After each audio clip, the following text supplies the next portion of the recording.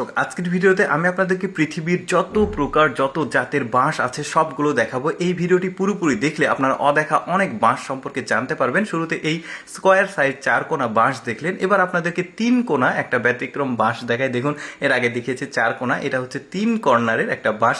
কি চমৎকার! পৃথিবীতে কত রকম বাঁশ আছে যেগুলো আমরা অনেকেই দেখিনি। দেখতে থাকুন আপনার ভিডিওটা, এখনো অনেক কিছু দেখার বাকি আছে। তারপরে এইটা দেখুন, এই বাঁশটাও আমার কাছে বেশ সুন্দর লেগেছে, একদম লম্বা সোজাসুজি বাঁশ, বাট মানে লতানো লতানো পেঁচানো পেঁচানো উপরের দিকে একটা স্ট্রাকচার আছে শরীরের উপরে। এই বাঁশের আবার আলাদা একটা জাত আছে, এটাকে দেখতে পাচ্ছেন, এটা ওই বাঁশেরই জাত, তবে এটা একটু পেঁচানো পেঁচানো সাপের মতো আঁকা বাঁকা। আগেরটা সোজা ছিল, এটা দিয়ে আবার পানির ফিল্টার তৈরি করে, মানে এর মধ্যে পানি রাখে। তারপর এই বাঁশটাকে দেখুন, এই বাঁশটা এইরকমই চিকন হয়, এইরকমই লম্বা হয়, মানে এর চাইতে বেশি হয় না।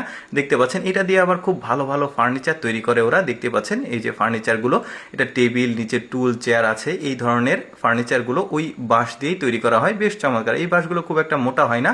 এবার পৃথিবীর সবচাইতে মোটা এবং লম্বা বাঁশ আপনাদেরকে দেখায়। এটা হচ্ছে ড্রাগন ব্যাম্বো, আর এটা একটা পট দেখতে পাচ্ছেন, এই বাঁশ দিয়ে তৈরি। কিভাবে তৈরি করা হয় একটু পরে সেটা জানাচ্ছি। দেখুন, এইটা হচ্ছে 1839 সালের দিকে চায়নার একটা গহীন জঙ্গলে আবিষ্কার করা হয়। তারপরে চারিদিকে এই বাঁশটাকে বাণিজ্যিকভাবে ছড়িয়ে দেওয়া হয়। এটা 36 সেন্টিমিটার মোটা হয়, মানে অনেকটা তাল গাছের সমান। আর এটা লম্বা, এই যে দেখতে পাচ্ছেন কতটা মোটা, আর লম্বায় 65 সেন্টিমিটার হয়। এটা দিয়ে আবার বিভিন্ন রকমের জিনিসপত্র ওরা তৈরি করে। যেমন এটাকে দেখুন, একটা খাবার তৈরি করা পট তৈরি করছে, এটাতে তরকারি ভাত ওরা রান্না করে। কয়ডার উপরে গরম পানি দিয়ে তার উপরে এই ডিশটা রাখে, কাঠের ডিশটা, তারপরে এই চাল বা তরকারি দেওয়া হয়। এটা দিয়ে আরও অনেক কিছু, যেমন এই সুন্দর সুন্দর বাস্কেট তৈরি করা হয়।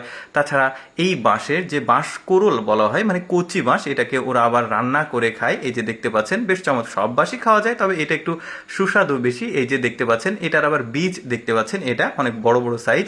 তারপরে এই বাঁশটাকে দেখুন, দেখতে অনেকটা মানে লালটে কালার। এটা শুধুমাত্র ডেকোরেশন বা ঘরের সৌন্দর্য, অফিসের সৌন্দর্য, পার্কের সৌন্দর্যের জন্য এই বাঁশটা চিকন, একদম কুঞ্চির মতো এতটুকুই হয়, এর চাইতে বড় হয় না। এটা বেশ চমৎকার একটা।